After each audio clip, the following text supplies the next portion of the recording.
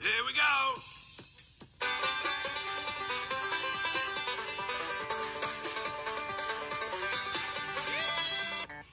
Hey, what's up? It's Off Grid with Doug and Stacy, and today I'm going to show you guys 2 ways that you can power equipment and ceiling fans with no electricity. This is the first method here. What we have here is a gas-powered compressor that actually fires up, and then it creates compression, and it goes into this tank. It fills it up.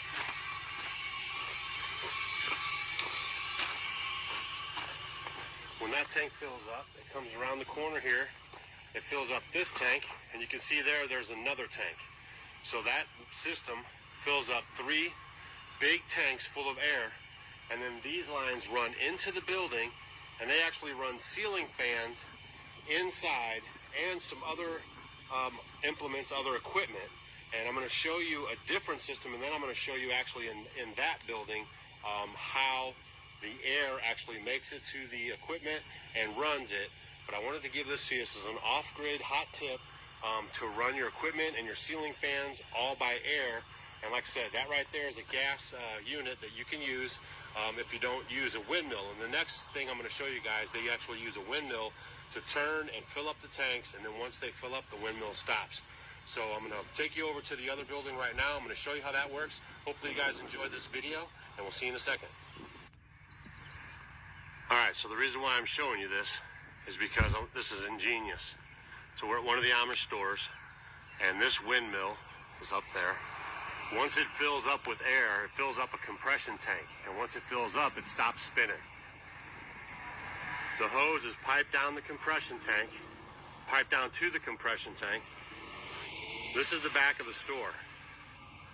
You can see here the line comes out and goes down the back wall. Now I'm going to take you inside. I'm going to show.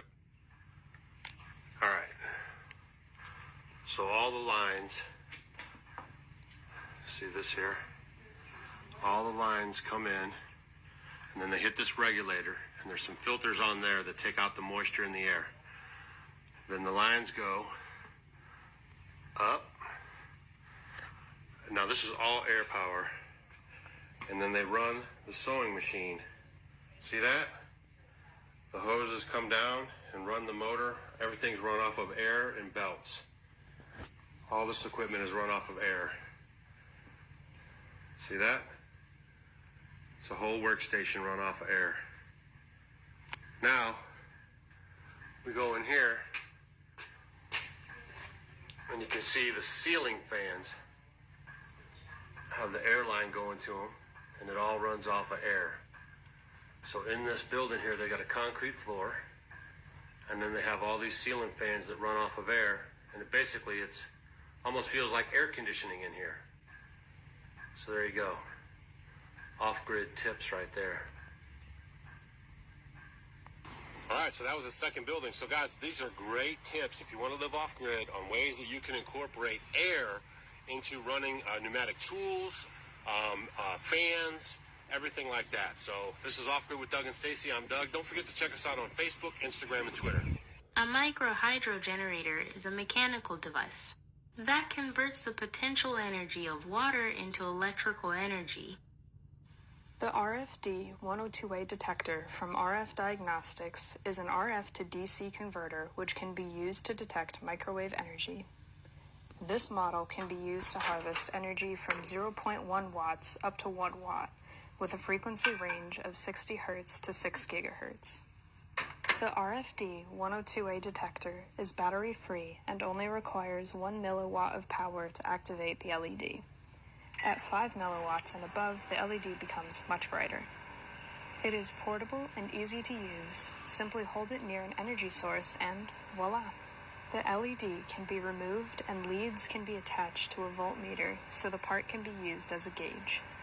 The RFD 102A detector performs well near microwave ovens and Wi-Fi routers.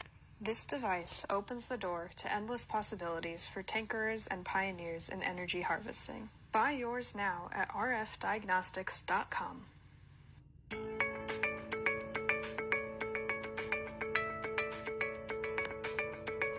Benefits of compressed air include low maintenance costs, a low weight to power ratio, and the ability to operate for long periods without overheating. The dangers of using compressed air are compared to the use of electricity. Just like electricity, compressed air can be deadly if not treated with respect and used properly. In this lesson, we'll discuss the power and dangers of cleaning with compressed air, cleaning your compressor, exceptions to cleaning with compressors, hearing protection, and how to inspect and maintain your compressor.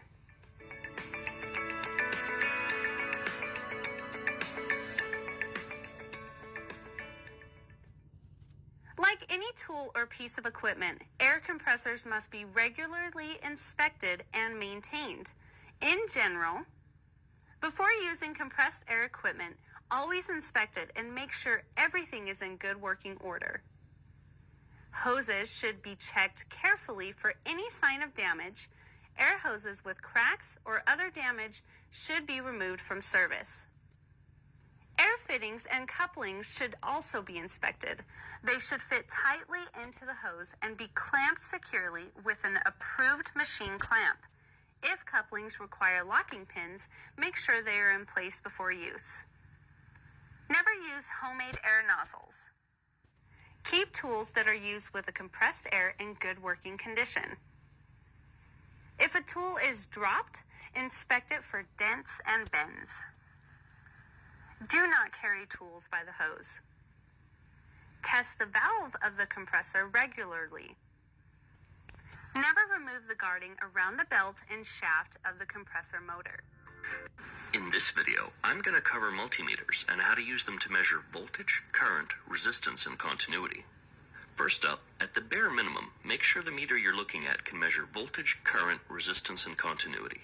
If you can find one that measures capacitance and temperature as well, go for it. Next, the multimeter should have a digital display, not that old school analog crap, and it should have auto-ranging functionality for as many things as possible. Trust me, you don't want to waste your time screwing around with manual ranging. If you're too lazy to shop around, just get this one. $50, it'll do everything you need, and you won't outgrow it anytime soon. Okay, so now you have a multimeter. How do you use it? Let's start with measuring DC voltages. First, check the cables. Make sure the black lead is in the jack labeled COM or common. And once it's in there, you'll never need to take it out because the black lead always goes to common. The red probe, on the other hand, is something you'll have to pay very close attention to. If you plug it into the wrong jack, you will blow a fuse in your multimeter. We want to measure voltage right now, so I'm plugging in the red lead into the jack labeled volts, not amps. Next, set the dial to measure DC voltage. Touch the red probe to the positive terminal of your device and the black probe to the negative terminal of your device, and you should get a voltage reading. If you get the wires backwards, that's okay. You'll just get a negative reading on your multimeter. And that's actually a good way to figure out polarity. Now you can measure voltages in pretty much any DC circuit, as long as you're careful to not short anything out with the metal probes. Okay, let's move on to measuring AC voltages. Set the dial to the AC voltage setting, and again, make sure the red lead is in the jack labeled voltage. Touch the probes to the AC voltage source that you want to measure, and you'll get your reading. As long as you don't touch the metal parts of the probe or short them out, this is perfectly safe. And as you would expect, there's no AC voltage coming out of this DC battery. Measuring resistance is easy too. Make sure the red lead is in the jack labeled ohms for resistance, and set the dial to the resistance setting. Here is me measuring the resistance of the skin on my hand. Here's me measuring the resistance of a resistor. And here I am measuring the resistance of a speaker. Now, you might be wondering if you can measure the resistance of something in a circuit. Well, unfortunately, it most likely won't work. You're going to have to remove the resistor from the circuit before measuring it. Next, let's talk about continuity. Measuring continuity basically just means checking whether or not there's a good connection between any 2 points in a circuit. To measure continuity, make sure your red probe is in the jack labeled continuity, or in my case, resistance, and set the dial to the continuity setting. Test that the continuity function is working correctly by touching the probes together. Whenever there's almost zero resistance between 2 points, the multimeter will beep. You can use the continuity function to check if cables are internally broken or not.